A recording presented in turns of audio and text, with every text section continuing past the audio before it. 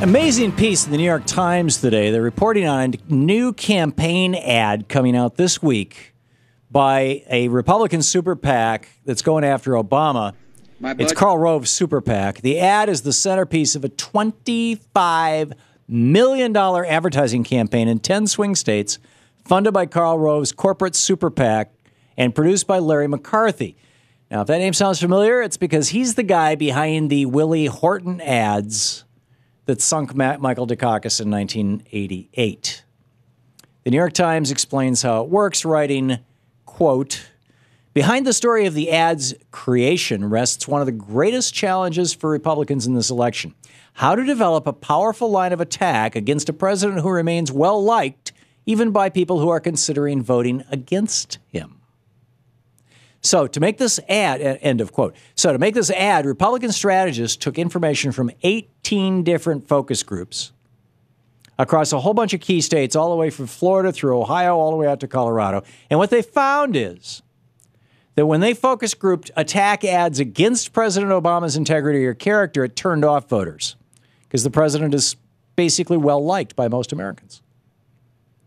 In fact, the president of Karl Rove's Crossroads GPS Super PAC said, quote, "Voters are not interested in being told they made a horrible mistake. The disappointment they're now experiencing has to be handled carefully," end quote.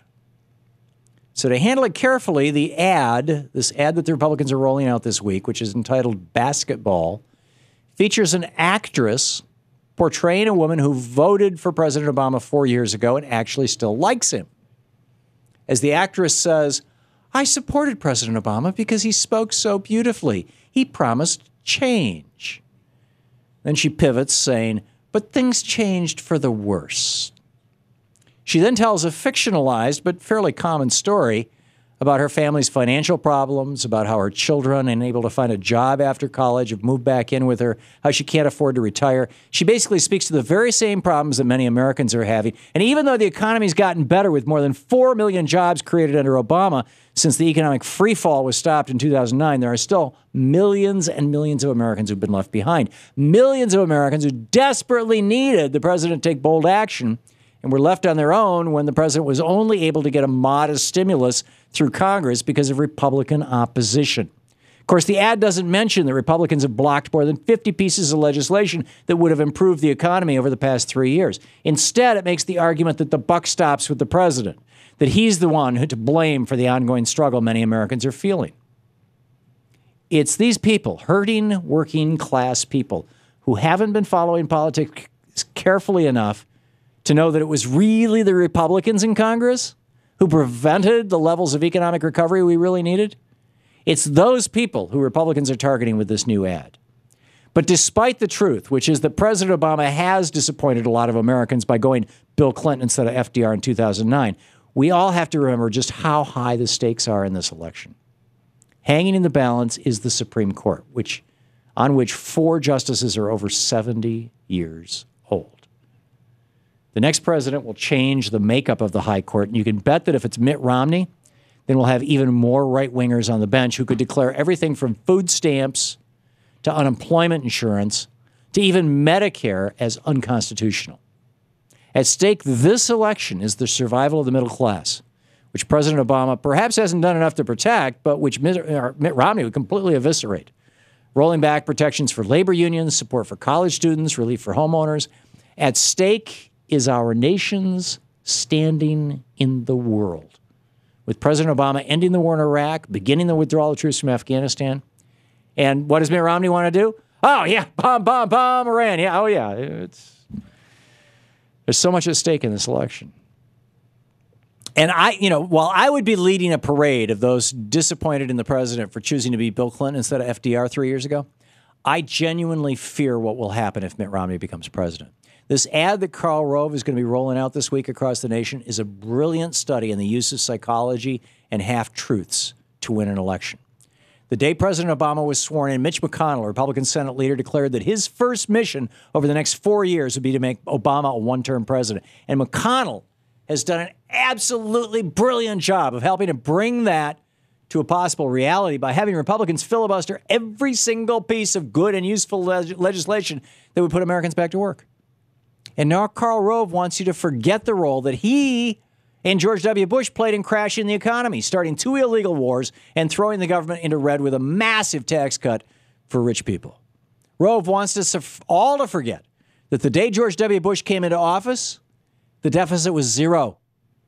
The debt was beginning to decline.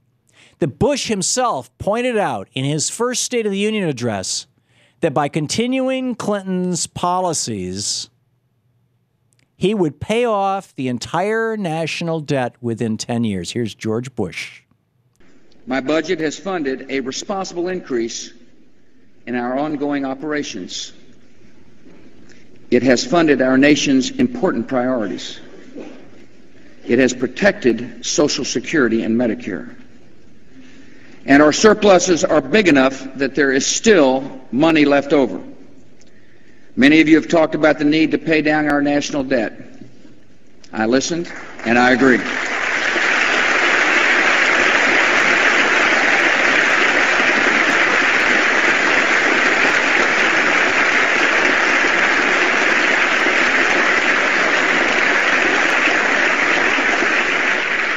We owe it to our children and grandchildren to act now, and I hope you will join me to pay down $2 trillion in debt during the next 10 years.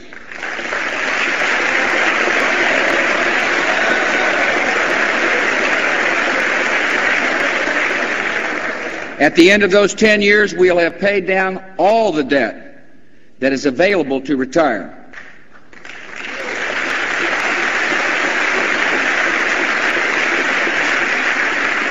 That is more debt repaid more quickly than has ever been repaid by any nation at any time in history. Karl Rove wants us all to forget that he was the architect. That was his title. You know, sometimes, in fact, there's a book about Karl Rove called The Architect. He referred to himself as the architect. Bush, of course, referred to him as Turd Blossom, but that's a whole other thing. He was the architect of the Bush presidency who ran America into the ditch.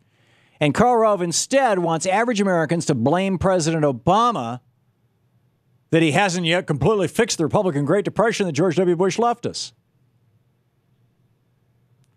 He's hoping, Karl Rove is hoping that we'll all forget that George W. Bush stood up there in front of Congress in 2001 in the State of the Union address, I believe it was in March of 2001, and said, I'm putting a budget on the table. You know, Clinton had this huge surplus when he left. Bush inherited a surplus. And the national debt, when Bush became president, was only in the neighborhood of $5-6 trillion. And there was $3 trillion in the Social Security Trust Fund, which you can't pay off. You wouldn't want to pay off. That's where Social Security parked its money. I mean, you want the government to continue paying interest to Social Security so it grows, right? So all you could pay off is a couple $1 trillion.